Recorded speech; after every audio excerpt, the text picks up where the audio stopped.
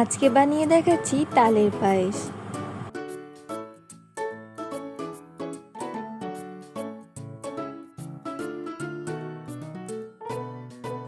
তালের পায়েস রান্নার জন্য চুলায় একটি প্যান বসিয়ে পর্যাপ্ত পরিমাণে পানি গরম করে নিয়েছি। আর এই ফোটানো পানির মধ্যে দিয়ে দিচ্ছি সাবুদানা। নেড়ে চেড়ে মিশিয়ে নিয়ে সিদ্ধ করে নিচ্ছি। কিছুটা সাদা ভাব থাকবে, তাতে কোনো সমস্যা নেই, কারণ এটাকে আমরা আবারও সিদ্ধ করে নেব।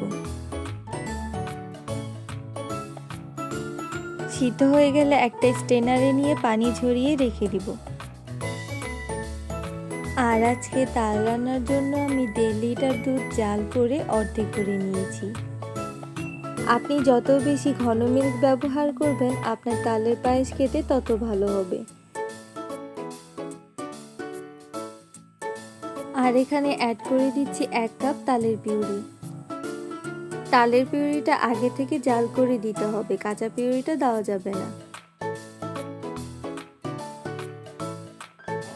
যে সাবুদানাটা আমি আগে সিদ্ধ করে রেখেছিলাম, সেটা এখন পানি ঝরিয়ে দিয়ে দিচ্ছি। 1 কাপ দিয়ে দিচ্ছি চিনি, 1/4 চা চামচ লবণ,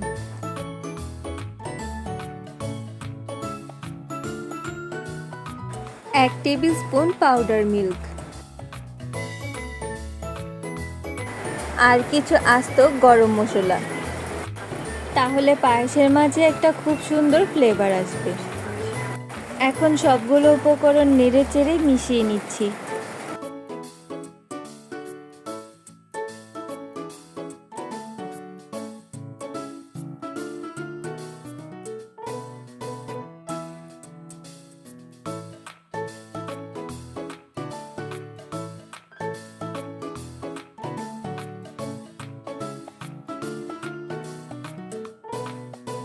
আর অল্প আঁচে জাল করে কিছুটা ঘন করে নিচ্ছি।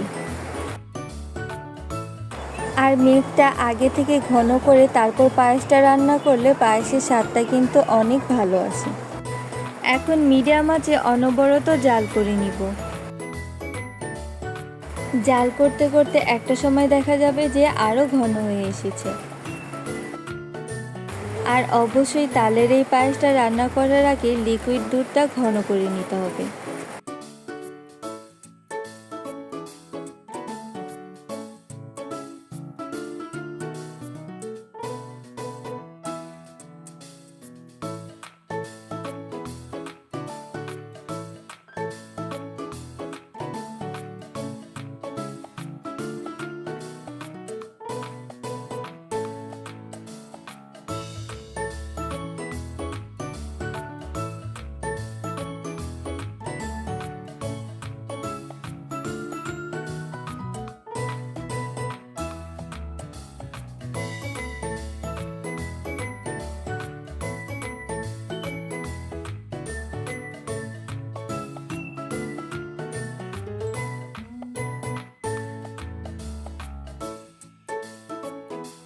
এ পর্যায়ে আমার তালের পায়েসটা রান্না হয়ে এসেছে।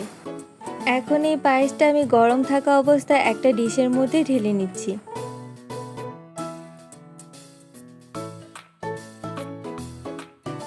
উপরে কিছু ফ্রেশ নারিকেল কুড়োনো আর কিশমিশ দিয়ে সাজিয়ে দিচ্ছি।